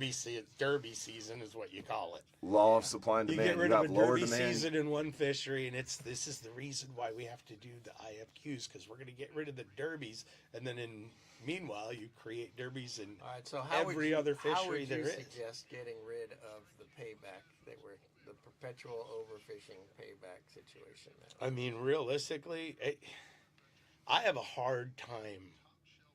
I just like everybody else, I have a hard time with the numbers. I have a hard time with the gathering numbers. And I know you say that, but you know how many times I've been asked about gags? 0. And I go every day. And we're out there all the time. You don't get the charter calls to see how many times you went fishing? Oh, yeah, we get those. But that's MREP. There is no effort data whatsoever on those calls. They do not ask you what you caught. Yeah, they don't ask you what you kept. They ask you if you went fishing. No information. Yeah. So I could have just went Spanish mackerel fishing, and then... I don't agree that it's... Or I don't disagree that it's not great, but the fact that you don't... The assumption that they don't get any information from you is incorrect, because that call that you get and you verify, that's effort data, and the rest of it is extrapolated through APIS, that Angler Point Intercept Survey that's done with those clipboards at the boat ramps, right? And it's not great. I'm not saying it's right, but there is information coming. I mean, I can't tell you, if I knew the magic bullet, I would be sitting at the council and just be like, here's the magic bullet. But what I can say is, if you look up the definition of insanity, you're going to find exactly what we've been doing in this fishery management for the doing last the same thing and expecting different results. Right, so how many gags you think were caught in those 15 days of open season? I can't tell you. That's their job. I can't even guess it. I can tell you how many I caught. Well, I can tell you how many were caught around the dock. If you're saying that number is wrong, then you kind of are guessing it is lower than 250. When you look at the amount of people, like if you go to one of these council meetings and you see all the commercial guys get up there and they're just like, recreational boats everywhere, there's boats everywhere, and you have mortality, discard mortality is the 2024 power word, and you have all this stuff, and then you go out on the water as much as we are, and I know what I see as far as the amount of boats on the water. I know what I see. You and I disagree, but Darken Springs is a parking lot. That's where everybody goes gag fishing. We're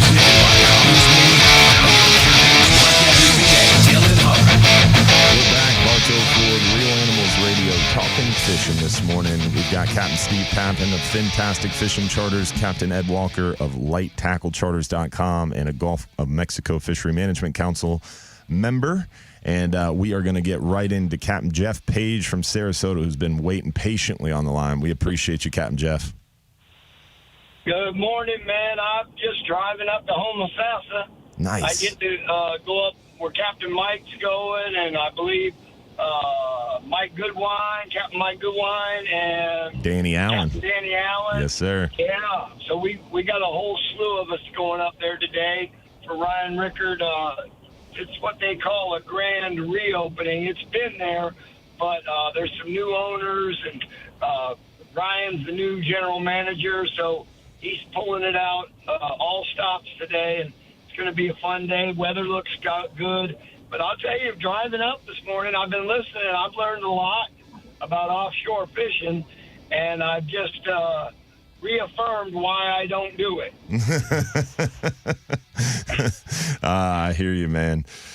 It is definitely a little bit challenging as of late, but yeah, that Homosassa Marine grand reopening today from 9 a.m. to 4 p.m. sounds like a good time for sure. It's going to be a big event and a lot of big names up there, and Ryan Rickard and the boys are probably going to put on a pretty good show. It's good to hear you're going to make it up there.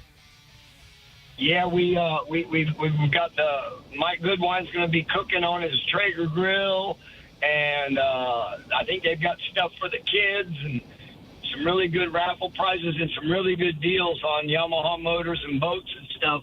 So if you are in the area, even from Sarasota, it's less than 2-hour drive, so it's not like it's a long drive, and it's really pretty up there in Homosassa. So I'm looking forward to it, and I just wanted to check in with you guys. And like I said, I feel bad for that free diver, but again, that's that offshore game. It's dangerous out there. We heard Fogel talk about the free diver, and then the guy getting caught in that dredge barge thing, and you know, all that stuff is just it gets tough out there in that offshore when you can't see land. It is. You got to be prepared. You got to think about the situations ahead of time and make sure you have your ducks in a row, because it can go ugly fast, for sure. Yes.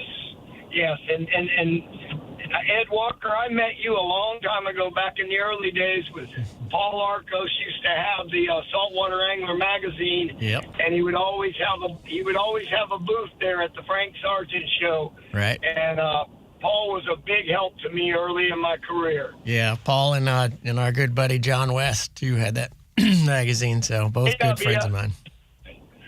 I got to do a couple good stories with JW. I always liked fishing with him, and it's been a really pleasure to get to fish in this Central West region of Florida, like you just said, Dylan, and get to know a lot of you guys and see the changes, and yet some of the same people are still marching, still old soldiers marching along. Amen to that, brother. Well, we appreciate your phone call, and we appreciate you waiting on hold for so long. How would someone look up Captain Jeff Page to get a hold of you if they were trying to book a trip or catch up with you? I think it's on Mike's website, but just stay in tune. I'll be around. I'm not really in much promoting anymore. I just like to help out, and just know that this is the day that the Lord has made, and let us rejoice and be glad in it. Amen, brother. Well, we appreciate you, Captain Jeff, and have fun out there at Homosassa Marine today, and tell the boys we said hello. All right. Now, we also are going to have all the new Power Pole trolling motors and all the new stuff from Power Pole on display there all day today. So make sure you get out if you can. All right, man. I appreciate it. Thanks for the phone call. All right. Tight lines. Always good to hear from Captain Jeff Page. We got Captain Mike Perry on the line and Robert from Hernando. We're going to get to Robert first on the other side. Remember, Real Animals Radio, 1-800-969-9352 to join the conversation. We've got more coming up. Don't go anywhere. We'll be right back.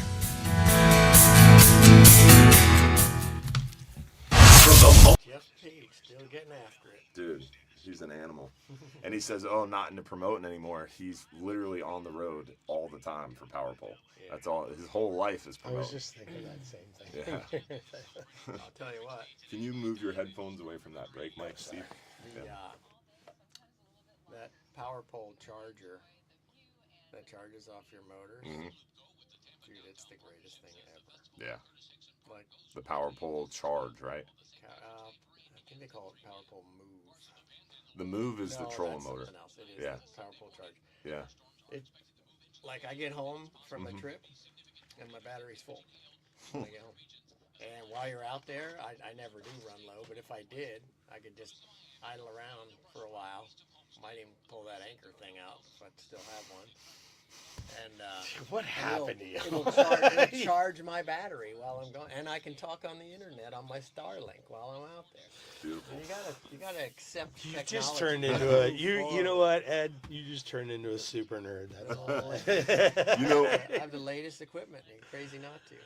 What's crazy is I'll be lying if I said it wasn't kind of cool texting you from out there. You were sending me videos and stuff like that. I thought it was really, really cool. My son FaceTimed. Sooner or later, I'll probably not be the cheap guy. I mean, right now, realistically, like I'm paying. Dude, if you could call Mike on the boat. I'm paying $50-something a month for the DeLorme, and what you said it's $250 a month or something. You gotta have the 250 package. I found out. So it's you know. But you could, if you wanted to, you could get rid of your Garmin radar thing too, because you can look up the radar on your phone while you're out there. I didn't. I still have it because I like to overlay it with my spots and stuff. But you know, I got rid of my sat phone, which was like $85 a month. I got free sat phone, so I'm good with that. It never worked when you needed it. One of my private guys pays for the sat phone. I just hold it. But they suck. Like when you have a problem, it's a coin toss whether you're going to have a solution or not with that thing. Yeah. You know what I did run into was so we're on a commercial trip and I'm moving to my next spot and it's time to drop and everyone on the boat's on their damn phone. They're all flipping through Instagram and 70 stuff. miles offshore. I got to tell everybody to put their phone down and get to work. Hell. That's a different. Both my guys are like in their like Mike's 30 now and John's 24. Those guys would be on Facebook all day long. Yep. It'd be terrible. What's crazy is you see commercial boats now, like Jamie on the Sundancer. He'll come in from a trip to offload, and he's got 2 110-inch shaft power poles on the front of his boat. So you have a 40-foot, you have a 44-foot commercial boat catching 10,000 pounds of fish, and he's using trolling motors to spot lock offshore.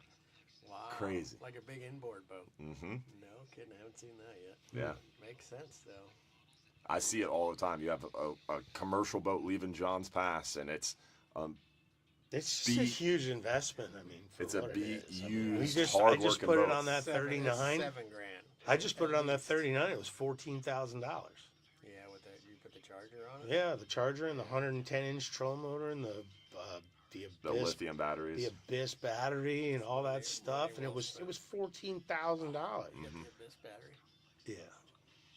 Yeah, and I found out recently. Oh, I get what you're saying right now. I understand what you're saying right now. This is a supporter of our show. had I known, like, you know, I'm not. Yeah. But I can tell you one thing. Like, I don't know if yours are like that, but I have an app on my phone. Yeah, you can check the battery. Yeah. It tells you your battery texts you. It tells you everything about that's pretty cool. Temperature, the rate that if it's charging, how fast everything. I was like, holy cow, you know. And like you were saying, when we're running, I've got Trek 350s on that boat, so we'll fish, and we fished a whole bunch that day. And then when I ran home, I ran like 20 miles, and I looked at it, and it was back to 100%. And I'm like, really? I mean, at Bluetooth, there's a little button on the top of it. You hit the button and it Bluetooths to your phone. Yeah. You can just talk to your battery. It's just crazy. I'll tell you what. When I smelled smoke the other day, when my trolling motor quit and I smelled smoke coming out of the console, knowing there's a 100-amp lithium battery in there. Yeah, that's not good, right? That's a bomb. Fire extinguisher ain't gonna help you with that. No, not at all. Like, and I was as far as I've been in 5 years from land. Yeah. I'm like, oh man, tell me something ain't going. I don't even know what you do. It's a fire is not inside good. My console. You want to know the cool thing? 100-amp battery, you're not gonna be able to pick up and throw over the side of the boat easy. Well, the flames would be shooting out the top of it. Yeah. Your captains, Mike Anderson and Dylan Hubbard. We're back, Bartow Ford, Real Animals Radio, talking fishing this morning with Captain Ed Walker of the Gulf Council and Light Tackle Charters, Captain Steve Papen of Fintastic Fishing Charters as well. And we want to give a shout out to our friends over at Affordable Roofing Systems. Whether you need a shingle, metal tile, or a flat roof, our friends at Affordable Roofing Systems are your safest choice for repairs or replacements. With over 3 decades of roofing experience, let Affordable Roofing Systems guide you through that important process. They are defined by integrity, respect, and honesty, and they have a professional approach to doing business. Call 888-397-ROOF for your free estimate or visit them online at affordableroofingflorida.com. All right, we've got Robert from Hernando waiting on the line for a while. We appreciate your patience. Robert, how are you doing this morning? I'm doing all right. I'm awake and I'm above the dirt. That's what matters. Amen, brother. What you got for us this morning? All right. When it comes to the gag grouper thing and your comparison with the South Atlantic red snapper, it's by design they're doing this. That's my honest opinion. They're doing it by design because scarcity equals profit. And, you know, I can't really blame the Gulf Council because they're getting their data from the NOAA fisheries. Mm-hmm. But how many years now has NOAA been wrong on their numbers and overestimating catches? And it's just been, coming down on us, the fishermen. Like I've done both the commercial end and the recreational end, and we're all getting it. They want us against each other. And it comes down to bad science. Bad scientists who are funded by they're funded by the commercial aspect of it because of the quota system is just that's a whole different topic. And I hear you. There's definitely a lot of frustration. I think we can't find who has oversight.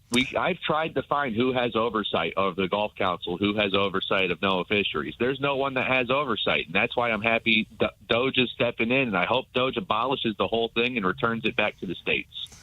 Well, I don't think personally, we got to be careful what we ask for, right? Because I've seen what the states have done as far as red snapper, and they all want more red snapper. And if you abolish a federal management system that doesn't have an overall view of the Gulf, and you have each Gulf state saying, well, I think this is best for our state, Gulf-wide, the entire system could potentially suffer if one state decides to go over. Like we all know about Texas and their data collection systems.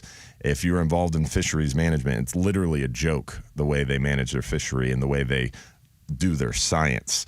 So if you have someone like Texas who's going out there and just catching red snapper as much as they want, then potentially you're affecting the entire Gulf because those red snapper that spawn in Texas, those little eggs get caught in the loop current. And guess where they end up? Yep. At our front door. So if Texas... And then here's the other part, though. If you want to talk about the whole Gulf, you got, the Central American and Mexican countries that are just completely demolishing the Gulf. So, I mean, at the end of the day... And that's another big problem. Yes, sir.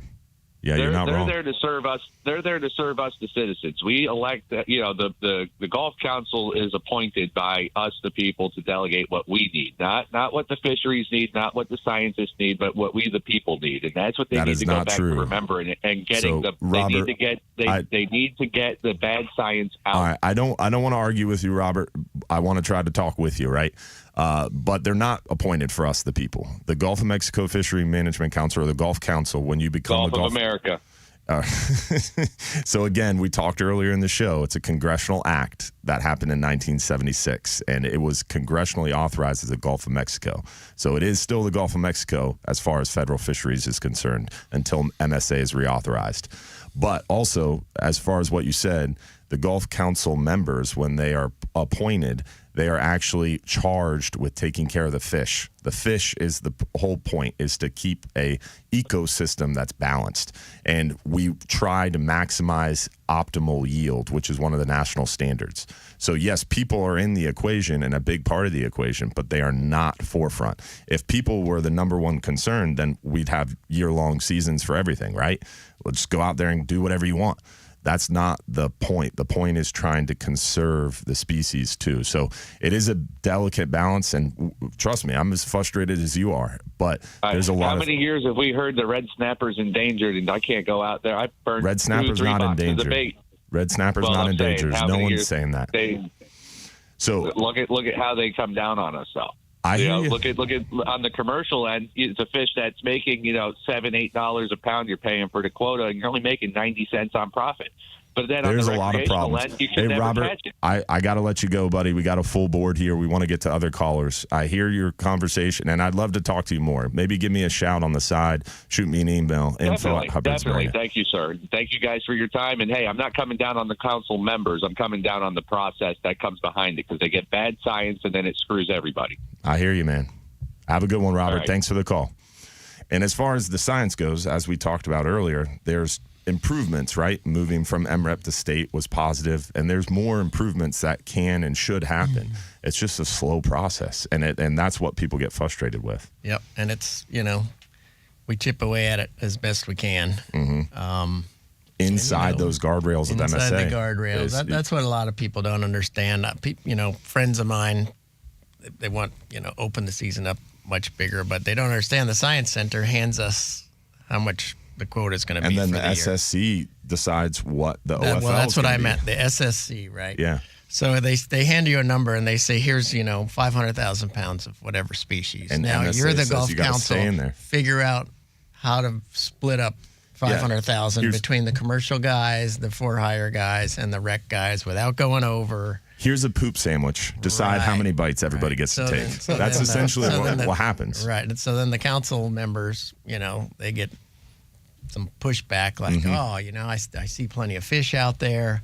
How come you guys shut the season shorter? And, we can only do so much with the number that we're handed. And that's what a lot of people don't understand. I think. There's some positive things on the notes, but in the future, and there's some things coming, like AI could be a huge, huge thing that's going to really vastly improve a lot of these issues, from recreational data to recreational effort to even stock assessments can happen faster, more frequently.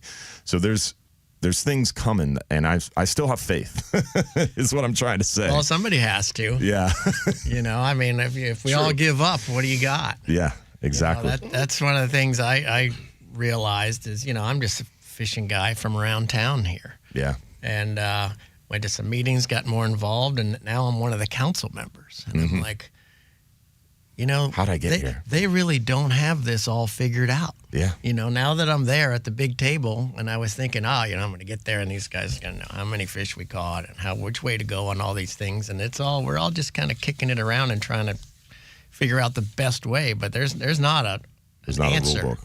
Yeah. We've got Captain Mike from Big Pine Key on the line. What's going on, Captain Mike? How are you, buddy?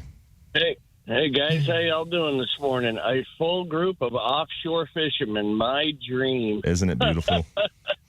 I love it. And don't get me wrong, I'm an inshore guy when I'm in Tampa, in my Tampa Bay home, but I am strictly offshore in the Keys, and the fishing's been fantastic. The mutton snapper bite has been wonderful. So they didn't all leave the Keys and swim up to us. There's still more down there. No, not all of them. I'm glad always glad to see muttons coming in on your boat. It gives me faith that the mutton snapper fishery is very strong, and I love it.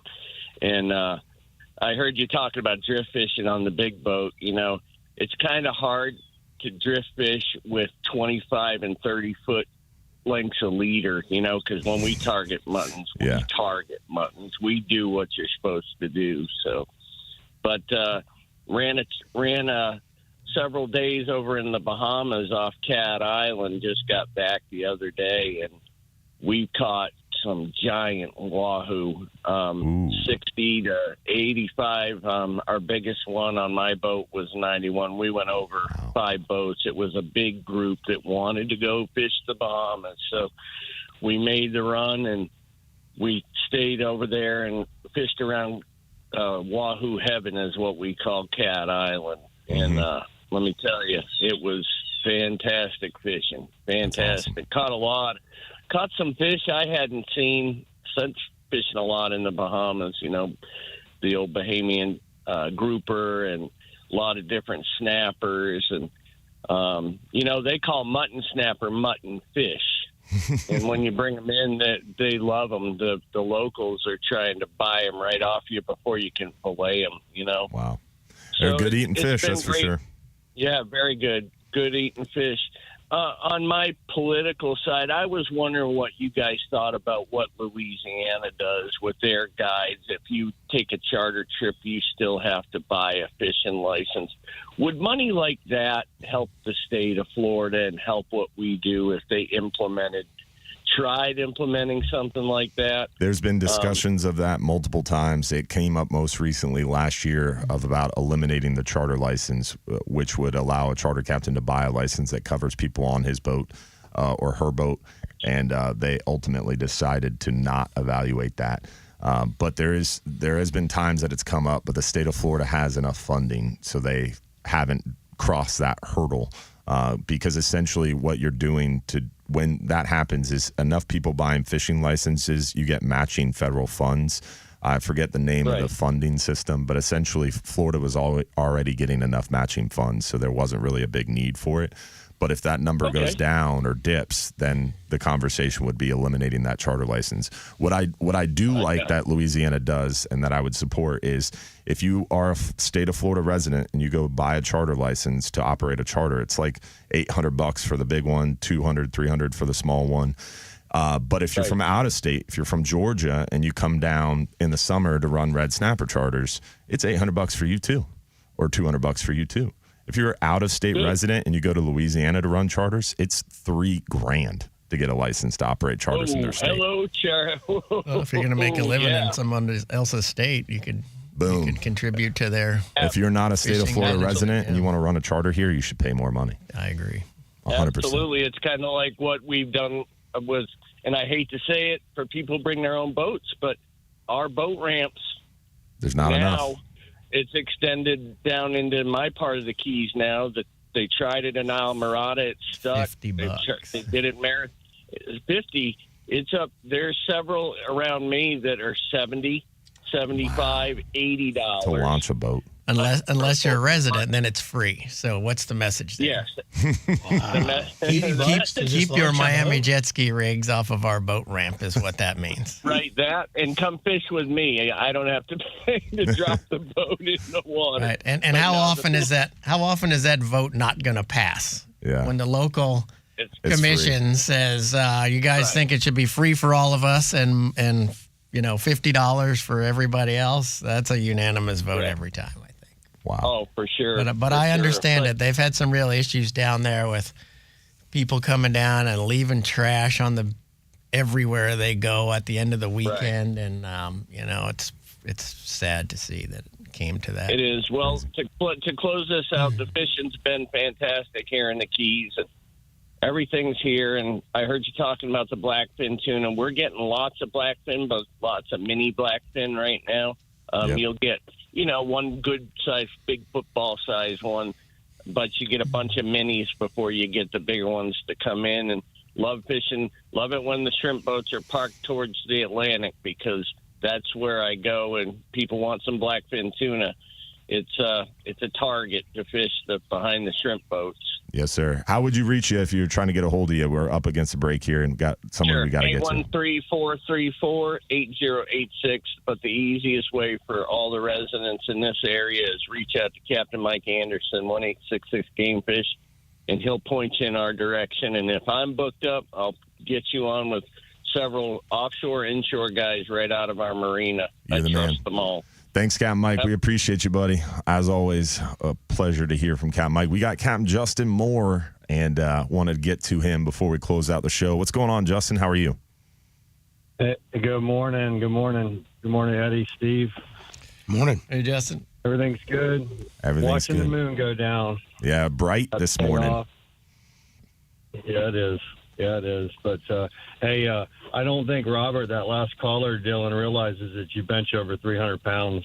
He's getting a little loud. Your clients are lying to you, buddy. You can't believe everything you hear. They make you sound good. But anyway, yeah, I just want to say good morning and hi, and Eddie, and thank you guys for doing such a great job. I can't think of better people to represent, the people of the state of Florida and the fisheries, and especially in y'all's world and the offshore, world. And so I just want to say that. Appreciate that. I wanted to, I wanted, this is a question for Steve and Eddie.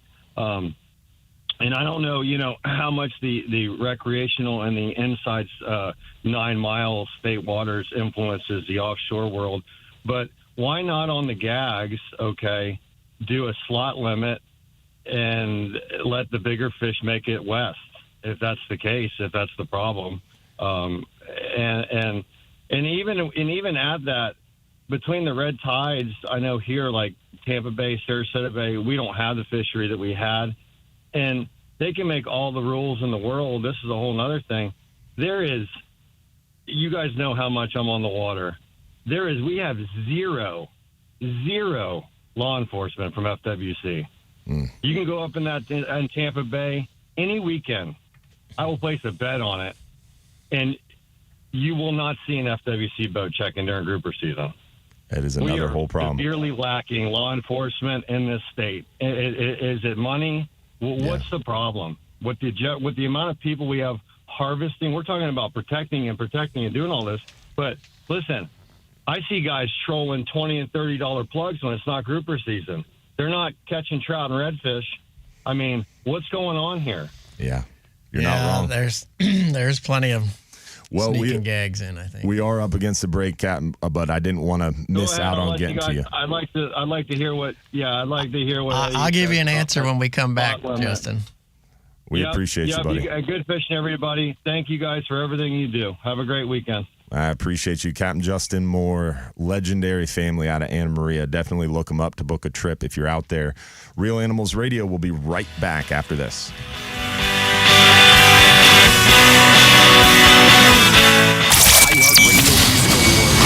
Thing a lot of people like it. A slot limit. I don't know how it works. I don't know how it works. It would potentially work if you did it state waters only. State waters, I guess you could, but I mean, what's your slot? You'd be like, okay, the fish has got to be 24. Are you going to make it like 24 to 36? And, where'd the guy come in from? How many fish? How many? And I don't think it's how many 20-pound gags do you really catch? You don't. The concern with gags is male gags, right? And you get male gags when they're offshore and they get big. Your male gags don't come inshore. The fish that come inshore, the females, to fatten up for their spawning run. So having a slot limit inshore wouldn't necessarily help. Because it doesn't matter if you take them it doesn't matter if you take them at 18 inches, 24 inches, 30 inches, or 34 inches. That's what I always hear for the spawning closure stuff when I hear it, so I just close my ears.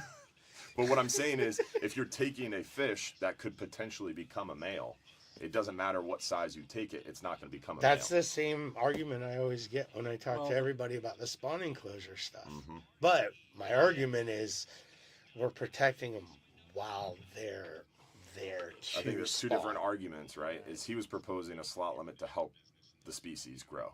And I don't think a slot limit in state waters would help. A slot limit offshore to make sure you didn't keep the big male gags could potentially help if there wasn't anything as barotrauma. Yeah. Barotrauma wasn't an issue. Barotrauma is the issue on that. Absolutely. That just makes it. But if you start going down the spawning season thing, you want to close red snapper? When mangoes would be closed right now. Red snapper batch spawn, they'd be closed 12 months. Yeah. Red snapper spawn all year. I saw eggs in red snapper. They batch spawn. 2 days ago. Yeah, but a batch spawner is a lot. Point being, be careful about saying we should close everything when it's spawning, because a lot of species. I'm not saying that because the other species aren't in trouble. I'm just talking about if you're looking for another management tool to use to increase the population of the species that is in trouble. Yeah, the question becomes: does it help to protect them while they're spawning, before they spawn, after they spawn? Because if you have those fish have made it to we're here, we got eggs. If you have six fish, and they're all going to spawn together, so you have 3 spawning pairs.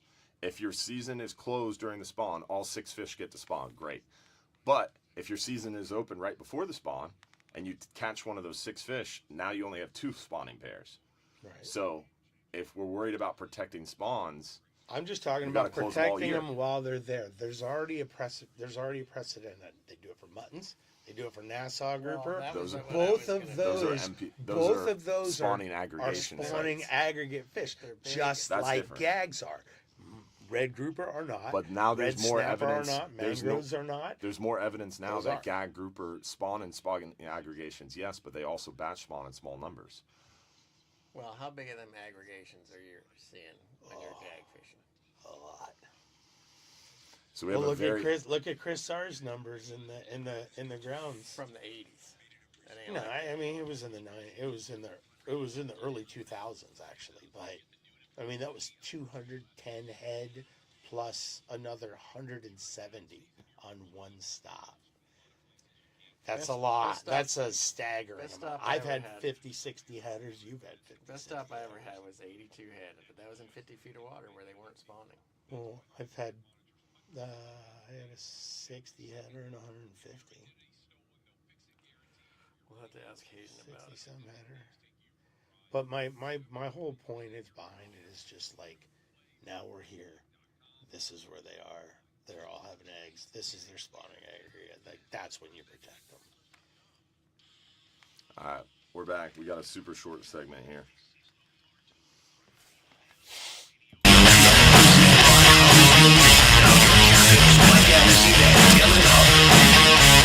All right, y'all, we're back with the Bartow 4 Real Animals Radio Show, Talking Fishing, News Radio 970 WFLA. And we want to close out the show, giving everybody an opportunity to hear a little bit from you guys, Capt Ed, Capt Steve. How would someone connect with y'all if they want to book a trip? We'll start with you, Steve. Well, if they want to chat more about fishing, Mountain Dew, that kind of thing. Best bet, 727-642-3411 is the phone number. Fintastic Fishing Charters on all the social media platform, fintasticfishingcharters.com. He's not a social media guy, though. Well, I mean, hey, listen. Look at his TikTok channel. You guys are talking about I'm technology. not a social media guy. Millions. He always says that, and he's got millions Did you see of what views. I sent you? I did see what you sent. Tell everybody. I love it. Jimmy Johnson ended up following me. I felt so proud. Yeah, he's the man down there. Discount right? on sandwiches now. He's the man down there, right? Oh, that's not true. We are CV. We are a CV fan. Here we go. And I love it. Capt Ed, how would you book a trip with you if they were getting a hold of you? Well, my website is lighttacklcharters.com. It's down for a revamp now, so probably maybe Instagram, Ed Walker Sport Fishing. You could follow me there and connect with me there. Probably be the best thing at the moment. There it is. And join our Sunday night shows every Sunday night at 7:30. We talk for an hour, uninterrupted, all about what's going on now, what's coming up, and more. So you can check us out there at Hubbard's Marina. Also check out our YouTube channel. We got a bunch of YouTube content. If you like the show today, the discussions around fisheries management and science, we have all that on our YouTube. We actually have a page on our website. If you go to hubbardsmarina.com and click fishing trips, scroll down to fishing trip information. More info. You'll see fisheries science and management. There's actually a bunch of videos there all about how fisheries science and management works and more conversations around these subjects. And hopefully you enjoyed today's show. Appreciate you guys joining us this morning, Capt Ed, Capt Steve, and discussing these things. Thank you, Dylan. It'll be interesting. We got a Refish AP meeting coming up next week. All three of us will be attending, and then heading to Gulf Shores, Alabama for the meeting and seeing what's going to happen. And let's get some recreational guys to call in. I'm your council representative, and I'm asking you to help me help you. Yeah, and you can monitor the Captain Dylan Hubbard Facebook page during the meetings. A lot of times, if there's things that come up, we try to advertise them and try to get recreational input. And Capt Ed and I worked really closely together to get that gag grouper input, and that changed. Recreational voices changed, and from MRIP to state data. So, I mean, that was a huge win. Yeah, it's a win, and you know, let's keep the ball rolling. It can be done. We've shown that, so let's keep it up. Let's make some changes. Keep the pressure on, baby. We'll be back tomorrow morning, 7 to 9 a.m. Real Animals Sunday. Check it out, 620 WDAE. Don't forget the show tomorrow night, and April 15th, 7 to 9 p.m. We'll be at OCC Roadhouse for Real Animals Fishing Conversation in person. We'll see you next week. We're out. The preceding program was paid for by Real Animals Fishing. Tony and Ben and Mike. So there is another Real Animal show on Sunday, but I'm not a part of the Sunday crew. They only want me on Saturdays. It goes so fast. Yeah, that's a lot of. Yeah. Dylan's always, he's like Mr. Popular. He's Mr. Social. Thank you guys for watching. We appreciate you. I'm going to end the show before Steve continues to pick on me. You guys have a good day. Thanks for being a part of it. Thanks for tuning in. And thank you guys for joining. And don't forget to check them out on social media. You can follow along more. We'll keep you in tune with what's going on. And we'll see you April 15th, 7 to 9 p.m. at OCC Roadhouse for that in-person event. Going to be a lot of fun. Thanks for watching. Y'all have a good day. Tight lines. We're out. He was driving down the road.